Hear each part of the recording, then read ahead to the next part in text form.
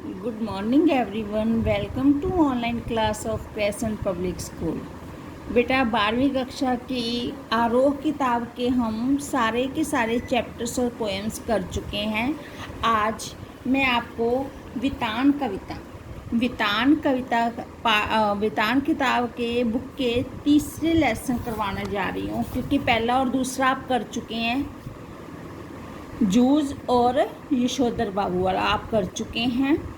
तो तीसरा आज हम पाठ करने जा रहे हैं अतीत के दबे पाँव। अतीत में दबे पाँव ओम थानवी द्वारा लिखा गया है, जिसमें वो हमारे भारत पाकिस्तान के बारे में बताते हैं कि पाकिस्तान के सिंध प्रांत में स्थित पुरातत्व स्थान जहाँ सिंधु घाटी सभ्यता बसी हुई थी। सिंधु घाटी की सभ्यता के बारे में हम एसएसटी में और हिस्ट्री में पढ़ते ही हैं कि सबसे पहले जो प्राचीन संस्कृति मानी जाती है वो मोहनजोदड़ो और हड़प्पा संस्कृति के बारे में जानी जाती है, कि उनके अवशेष मिले जिससे आज तक हम उनसे जुड़ी हुई जानकारियाँ प्राप्त कर रहे हैं कि उस समय कैसी सभ्यता थी, सिंधु घाटी सभ्यता कैसी थी, कौन से दो राज्य की खोज हुई और वहाँ क्या क्या चीज़ें मिली जो आज तक हमारे म्यूज़ियम और संग्रहालय में हमारे पद चिन्ह के रूप में हमारा मार्गदर्शन करते हैं।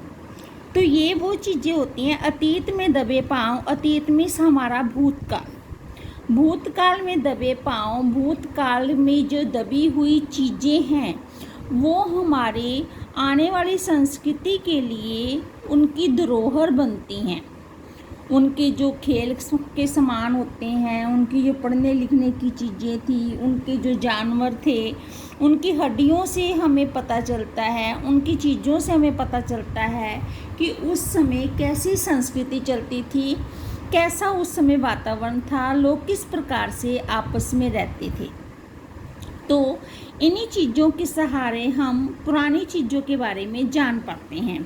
जैसा कि आप हड़प्पा संस्कृति के बारे में पहले अध्ययन कर ही चुके हैं कि दो वहाँ के जो राज्य हैं वो काफ़ी विकसित थे, काफ़ी जनसंख्या थी, उनके बारे में बहुत सारी हम जानकारी प्राप्त कर चुके हैं। और ये पाकिस्तान के पंजाब प्रांत का स्थान है और पाकिस्तान के सिंध प्रांत का स्थान है, जहाँ पर ये दो राज्यों को हमने खोजा और उनके बारे में जानकारी प्राप्त की। उस समय ताम्र काल था। ताम्र मीन्स तांबे का काल। तांबे की चीज़ें होती थी जिनके द्वारा लोगों को जिन से बर्तन बनते थे, जिन धातुओं से पत्थर की मूर्तियां बनती थी आदि। और ये सारी की सारी चीज़ें हमें कि उन लोगों बच्चों के खिलौने क्या थे, कैसे कपड़े पहनते थे, कैसे उनके बर्तन होते थे और उन सब के आपस में कैसे अपना मनोरंजन करते थे, ये सारी की सारी चीज़ें हमारा आज पथ प्रदर्शन करती हैं। वो किस प्रकार चिन्हों से अपनी भाषा को प्रस्तुत करते थे, ये सारे के सारे हमारे पथ प्रदर्शक होते हैं। जो खुदाई में जितनी संभव चीज़ें हो सकी वो मिली, और रेल की जब वहाँ पटरी बिछाई गई तो उसमें काफ़ी सारे तत्व उसमें भस्म होकर रह गए, लेकिन जो मिले हैं वो आज किसी न किसी संग्रहालय की शोभा बढ़ा रहे हैं। अजायब घर होता है संग्रहालय। तो हम जानते हैं कि इनसे इस पाठ में हम ये जानेंगे कि इन चीज़ों से कैसे हमें पुरानी चीज़ों के बारे में पता चलता है, या फिर पुरानी वस्तुओं से कैसे हमें अतीत के बारे में पता चलता है। अभी भी मोहनजोदड़ो और हड़प्पा प्राचीन भारत के ही नहीं, दुनिया के दो सबसे पुराने नियोजित शहर माने जाते हैं। नियोजित में जिन्हें अच्छे ढंग से सजाया गया है, वो पूरे सिर्फ भारत के नहीं पूरे दुनिया में प्रसिद्ध माने जाते हैं। ये सिंधु घाटी सभ्यता के प्रवर्ती यानी परिपक्व दौर के शहर थे। परिपक्व मीन्स जो किशोर अवस्था को हम परिपक्व कहते हैं, इट मीन्स एक्सपर्ट हो जाता है, जो अपनी आयु को पूरा कर जाता है। वैसे ही ये सिंधु घाटी सभ्यता में पूर्ण रूप से सक्षम थी, अपने पैरों पर खड़ी थी। खुदाई में और भी शहर मिले हैं, लेकिन मोहनजोदड़ो मोहनजोदड़ो ताम्रकाल के शहरों में से सबसे बड़ा है। जो ताम्रकाल में तांबे के शहर मिले हैं उनमें से सबसे बड़ा मोहनजोदड़ो है और वह सबसे उत्कृष्ट भी है, सबसे ऊंचा भी है। उत्कृष्ट होता है ऊंचा। व्यापक खुदाई यहीं पर संभव हुई। बड़ी तादाद में इमारतें, सड़कें, धातु पत्थर की मूर्तियाँ, चाक पर बने चित्रित भांडे, मोहरें, साजो सामान और खिलौने आदि मिले। ये सारा का सारा सामान उन्हें खुदाई में मिला। सभ्यता का अध्ययन संभव हुआ। उधर सैकड़ों मील दूर हड़प्पा के ज़्यादातर साक्ष्य में सबूत रेल लाइन बिछाने के दौरान विकास की भेंट चढ़ गए। विकास की भेंट में विकास के लिए जो हम काम कर रहे हैं उसकी भेंट चढ़ गए। विकास के लिए रेल लाइन बिछाई गई और ज़्यादातर साक्ष्य सबूत उसमें मिट गए। मोहनजोदड़ो के बारे में धारणा है कि अपने दौर में वह घाटी की सभ्यता का केंद्र रहा होगा, कि पूरी घाटी की सभ्यता का मेन केंद्र रहा होगा, यानी एक तरह की राजधानी। ये राजधानी थी हड़प्पा संस्कृति की। माना जाता है कि शहर 200 हेक्टेयर क्षेत्र में फैला हुआ था। आबादी कोई 85,000 थी। जाहिर है 5,000 साल पहले यह आज के महानगर की परिभाषा को भी लांघता है कि आज जितनी महानगरों की जनसंख्या है ये उसको को भी पार करता है। दिलचस्प बात यह है कि सिंधु घाटी मैदान की संस्कृति थी और पूरा मोहनजोदड़ो जो है छोटे छोटे टीलों पर आबाद था। टीले होते हैं जो मिट्टी का उभरा हुआ पार्ट होता है। इट मीन्स ऊंचे ऊंचे स्थानों पर बसा हुआ ये देश था या फिर राज्य था।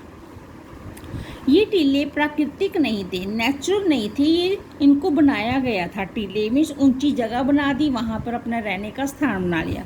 कच्ची और पक्की दोनों तरह की ईंटों से धरती की सतह को ऊंचा उठाया गया था ताकि सिंधु का पानी बाहर पसर आए तो उससे बचा जा सके। कि अगर सिंधु का पानी बाहर आता है उसमें बहाव तेज हो जाता है तो उससे बचा जा सके। इसके लिए कच्ची मिट्टी और पक्की मिट्टी दोनों से ही बड़े बड़े टीले बनाए जाते थे और उनके ऊपर अपना बसेरा किया जाता था। मोहनजोदड़ो की खूबी यह है कि इस आदिम शहर की सड़कों और गलियों में आप आज भी घूम फिर सकते हैं। यहाँ की सभ्यता और संस्कृति का सामान भले अजायब घरों की शोभा बढ़ा रहे हों। अजायब घर मीन्स म्यूजियम्स, संग्रहालय। शहर जहाँ था अब भी वहीं है। आप इसकी किसी भी दीवार पर पीठ टिकाकर सुस्ता सकते हैं। कि ये नहीं कि ये चीज़ें ख़त्म हो गई हैं, आज भी इनको हम महसूस कर सकते हैं। किसी भी दीवार को हम सिर टिकाकर उसमें हम अपना सुस्ता सकते हैं। यह एक खंडर क्यों ना हो, किसी घर की देहरी पर पाँव रखकर आज सहसा सहम सकते हैं। वो कहते हैं कि चाहे ये अब खंडर बन चुके हैं लेकिन आज भी अगर किसी घर की दहलीज पर जाएं, उसकी रसोई की खिड़की पर खड़े होकर उनके जो खाने की गंध थी उसको हम आज भी महसूस कर सकते हैं। या शहर के किसी सुनसान मार्ग पर कान देकर उस बैलगाड़ी की रुनझुन सुन सकते हैं जिसे आपने पुरातत्व की तस्वीरों में मिट्टी के रंग में देखा है। सच है कि यहाँ किसी आंगन की टूटी फूटी सीढ़ियाँ अब आपको कहीं तक नहीं ले जा सकती। वे आकाश की तरफ अधूरी रह जाती हैं, लेकिन उन अधूरे पायदानों पर खड़े होकर अनुभव किया जा सकता है कि आप दुनिया की छत पर हैं। वहाँ से आप इतिहास को नहीं उसके पार झांक रहे हैं। कि ऐसा लगता है कि हम इतिहास को नहीं देख रहे बल्कि इसके पार देख रहे हैं कि उस समय दुनिया कैसी थी। वहाँ पर जो भी चीज़ें थी वहाँ जाकर आज भी उनको महसूस किया जा सकता है। आगे कहते हैं कि सबसे ऊंचे चबूतरे पर बाबा बोध सपूत है, बड़ा बोध सपूत है। मगर यह मोहनजोदड़ो की सभ्यता के बिखरने के बाद एक जीर्ण शीर्ण टीले पर बना। जब ये सभ्यता खत्म हो गई तो एक जीर्ण शीर्ण जंग लगे टीले पर बना। कोई 25 फुट ऊंचे चबूतरे पर 26 सदी पहले इन ईंटों के दम पर सपूत को आकार दिया गया। ईंटों को आकार दिया गया बाबा बोध के बड़े बोध सपूत का। चबूतरे पर भिक्षुओं के कमरे भी हैं। इतना बड़ा चबूतरा है कि उस पर जो भिक्षु इनको मानते हैं, जो इनकी सेवा करते हैं, उनके कमरे भी बने हुए हैं। 1922 में जब रखालदास बनर्जी यहाँ आए तब वे इसी स्पूत की खोजबीन करना चाहते थे। इसके गिर्द खुदाई शुरू करने के बाद उन्हें इल्हाम होता है अनुभूति, इल्हाम हुआ, अनुभूति हुई कि यहाँ ईसा पूर्व के निशान है, कि ईसवी पूर्व के निशान है। ये वो सड़क है, मोहनजोदड़ो की एक मुख्य सड़क है जो 33 फीट चौड़ी है। इट मीन्स बहुत चौड़ी चौड़ी सड़कें थी, बहुत ऊंची ऊंची टीले थे, तो 33 फुट ऊंची चौड़ी सड़कें थी उस समय। भारतीय पुरातत्व सर्वेक्षण के महानिदेशक जॉन मार्शल ने निर्देश पर खुदाई का व्यापक अभियान शुरू हुआ। धीमे धीमे यह खोज विशेषज्ञों को सिंधु घाटी सभ्यता की देहरी पर ले गई, देहरी मीन्स दहलीज पर ले गई। इस खोज ने भारत को मिस्र और मेसोपोटामिया, इराक की प्राचीन सभ्यताओं को समक्ष ला खड़ा किया, कि उन सभ्यता के सामने लाकर खड़ा कर दिया। दुनिया की प्राचीन सभ्यता होने के भारत के दावे को पुरातत्व का वैज्ञानिक आधार मिल गया, कि सबसे प्राचीन सभ्यता होने को, जो पुरानी भारत की वास्तविकता थी, उसको वैज्ञानिक आधार मिल गया। वैज्ञानिकों ने भी सिद्ध कर दिया कि सबसे पुरानी सभ्यता है।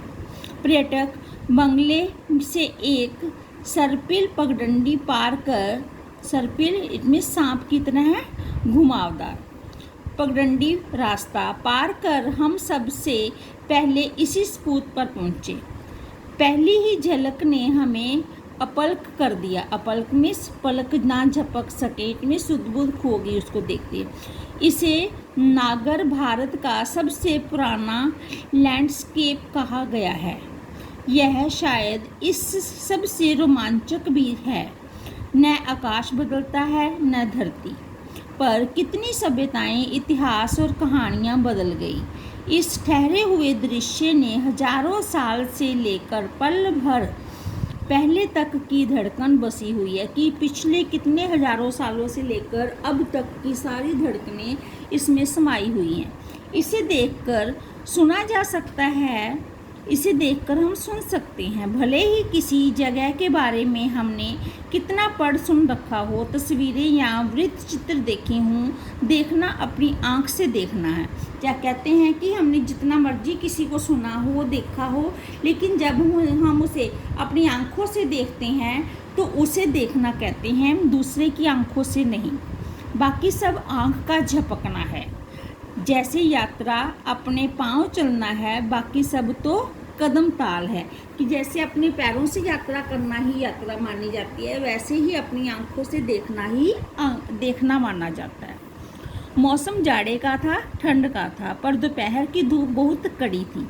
सारे आलम को जैसे एक फीके रंग में रंगने की कोशिश करती हुई।